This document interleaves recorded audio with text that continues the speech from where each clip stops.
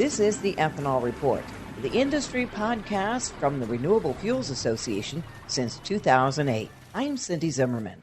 California has proposed new regulations that could restrict the future of low-carbon ethanol in that state, but ethanol supply and demand overall is setting new records, according to the Renewable Fuels Association. Today I'm talking with Chief Economist Scott Richman. And Scott, RFA just recently submitted comments on a proposal for updates to the California Low Carbon Fuel Standard under CARB, the California Air Resources Board. So tell us about that. What are the regulations California is proposing, and what is RFA's reaction to that? Right. So California is important because the state consumes about 10% of the gasoline for the country, and that means they also consume about 10% of the nation's ethanol.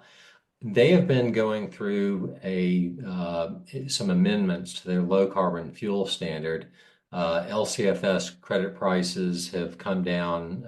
We've been generating a lot more credits than we have deficits. So the credit bank has increased. And so they have been going through this process for well over a year of trying to update that, determine how they want to make their carbon intensity schedule more stringent, and undertake some other changes to the LCFS. So we've been, as RFA, we've been very engaged in that process the entire time. They've had a number of workshops. They came out with a formal proposal back in December. They've had a couple of specific changes that they've issued to that proposal, and we've been commenting and engaging directly with California Air Resources Board staff the entire time. And we're generally supportive of low carbon fuel standard programs. We've got a product that's low cost and low carbon, and we think it fits well into those programs. Unfortunately, California Air Resources Board, CARB, back in December when they issued their proposal, they issued what they called some sustainability requirements. And as they've made those clearer over time, they've got some progressively more stringent requirements that are coming into place starting in 2026 and then in 2028 and also in 2031. And ostensibly, the reason for this was to prevent any sort of a rapid expansion in biofuels and in the production of feedstock for biofuels. What they were really concerned about was biomass-based diesel. And so rather than putting a cap on biomass-based diesel, they issued these sustainability requirements.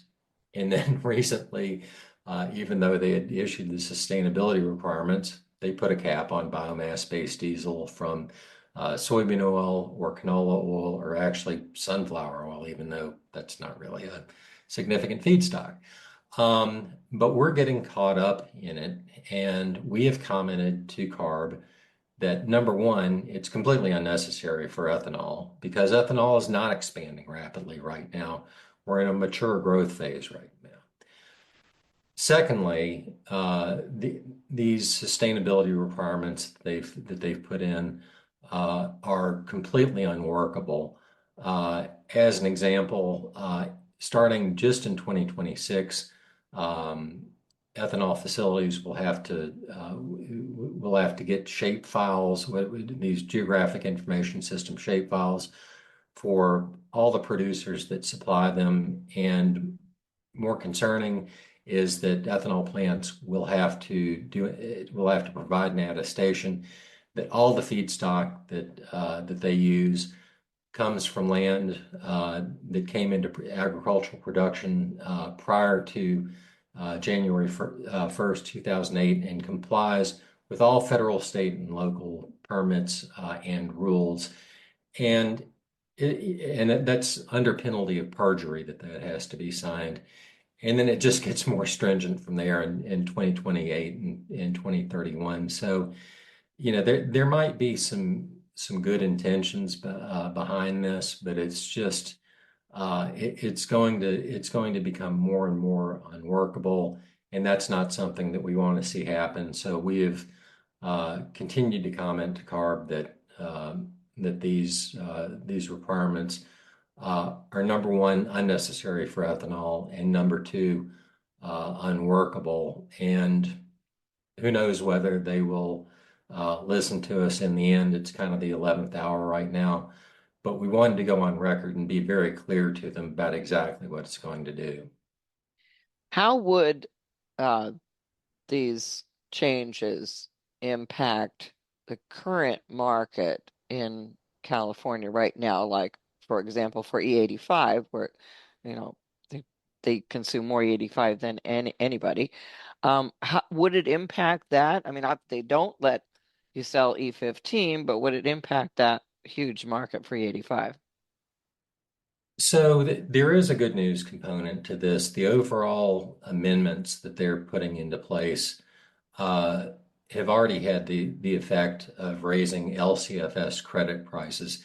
LCF credit prices have really been subdued the last few years because we've been generating so many more credits than can be used, and the credit bank has swollen. So the good news is there's value back in the LCFS credits, and for those ethanol plants that are considering investing in technologies to decarbonize, there's credit value again.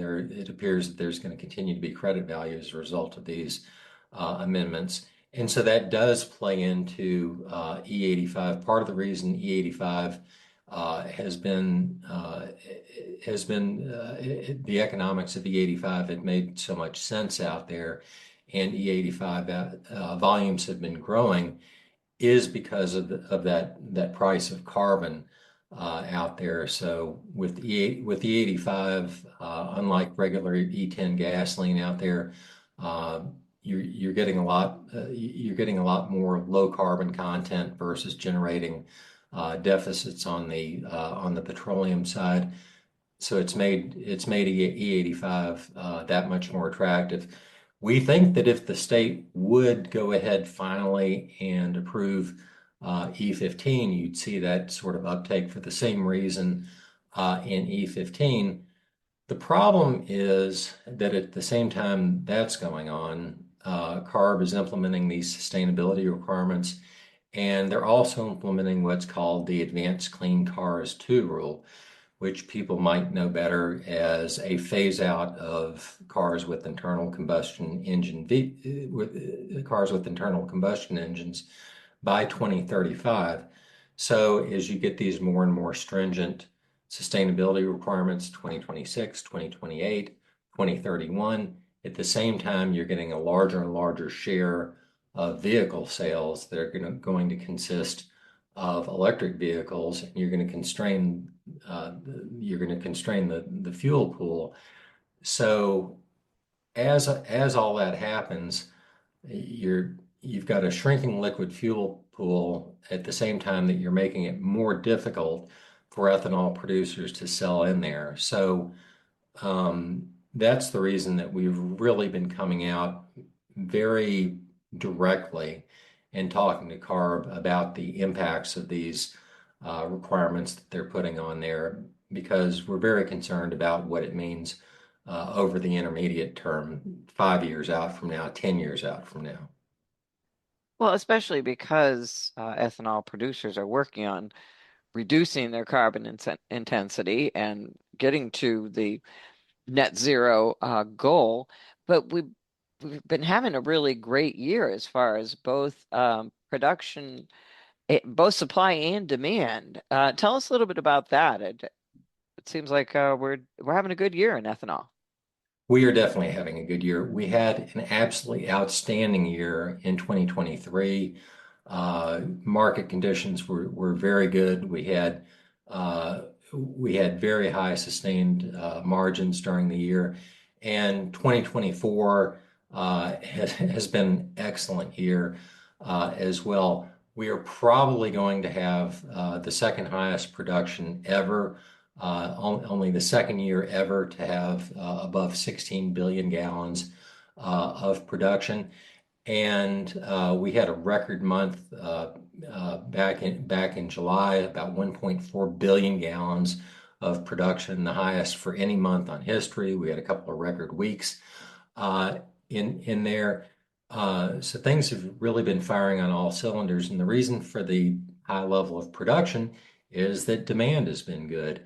Domestic demand has been pretty good. We've got gasoline that's probably going to come in consumption somewhere around the same level as 2023. But with the expansion of E15, spurred somewhat by the federal government's HBIP infrastructure incentive program and the increase in the number of stations that can sell E15, but especially this year by what has just been completely record-breaking levels of exports.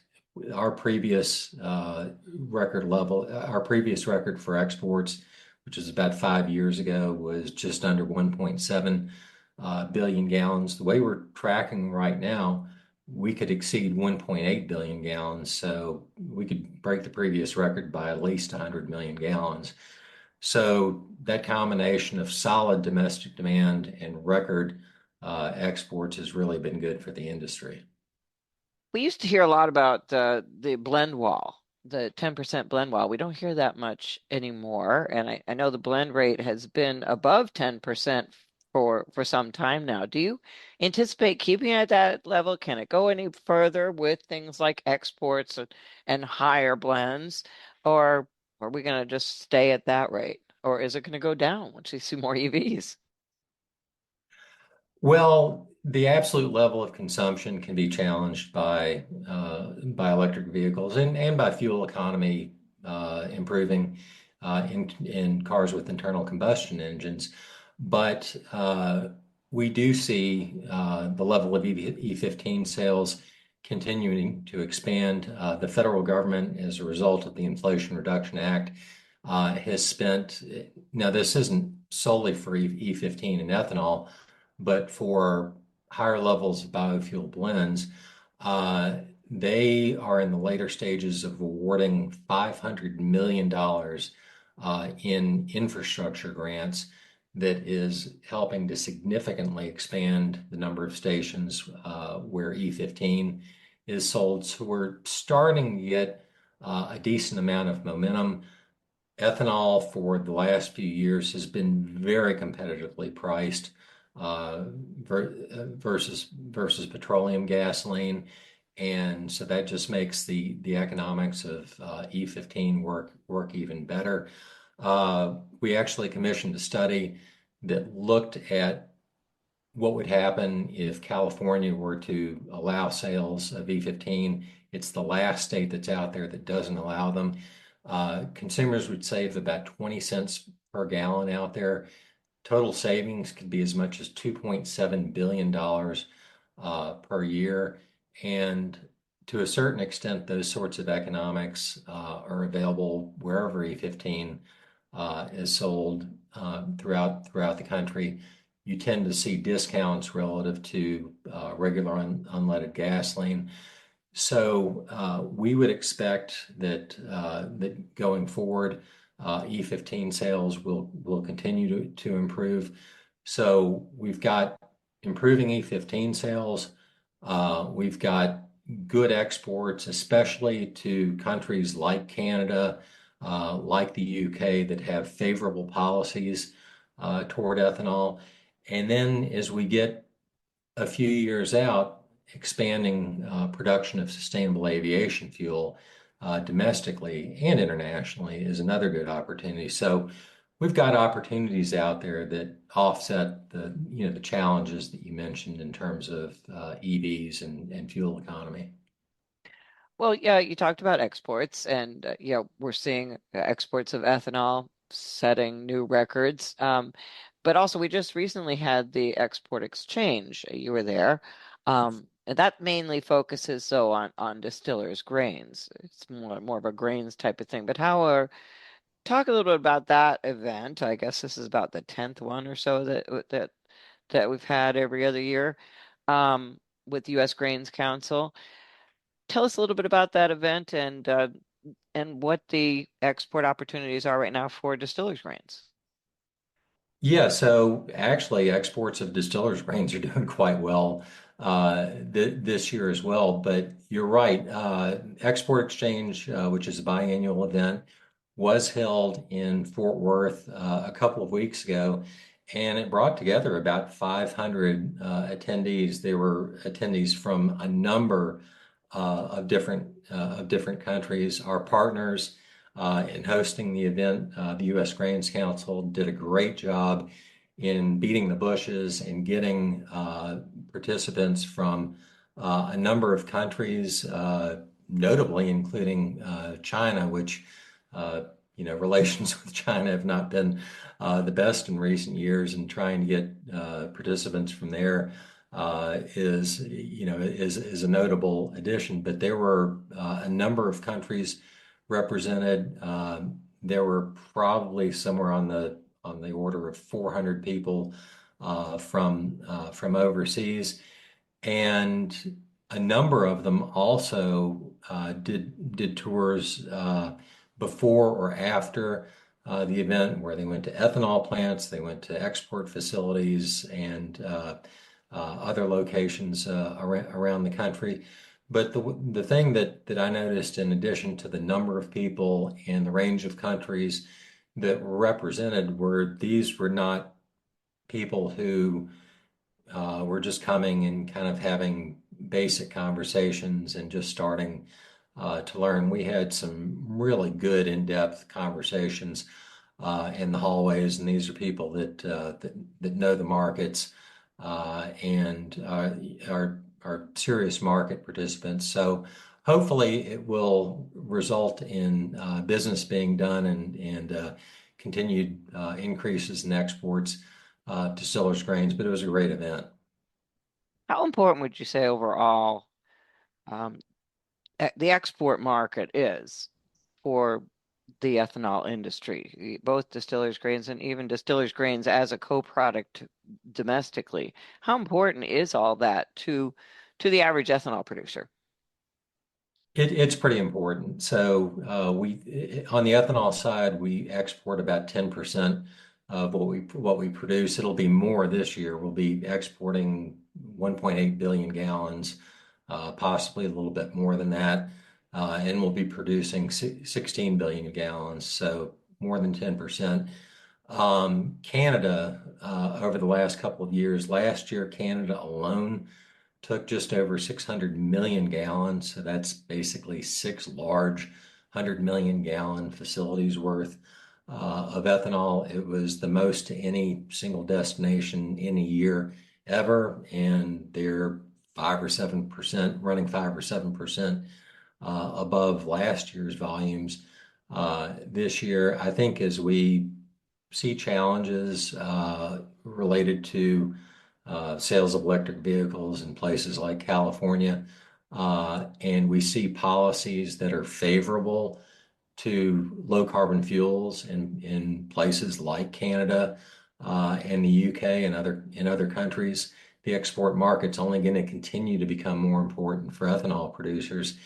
And then on the distillers grain side, it's already a vital component of the distillers grains market, making that balance. We produce a considerable amount of distillers grains, and I believe we export. We produce probably 30 plus million metric tons, 35 million metric tons, and we export 10, 11, 12 in any given year. I think we're on pace to export maybe 12 million metric tons this year. So, it's a quarter or a third of our distillers grains. And for market prices to hold up, we need to maintain good export markets, which makes events like Export Exchange and the ability to get in front of buyers and tell them about the benefits of using distillers' grains in their rations and how distillers can be economical for them, it makes those opportunities all the more important. And despite the growth of electric vehicles, the fact is that liquid transportation fuels will continue to be needed here in the United States and around the world for at least the next 10 years, right?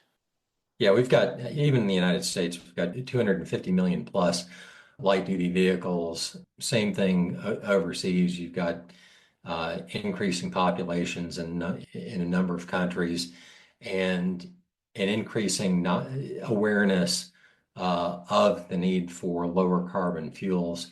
So we've got a good story to tell, not just in the United States, but overseas. And I think increasingly as we go forward, we'll look at them as integrated markets and look at them as what are the markets where ethanol is truly valued for its high octane, its low cost, and its low carbon. I think I think especially after this year, we're going to look at it in a more integrated way.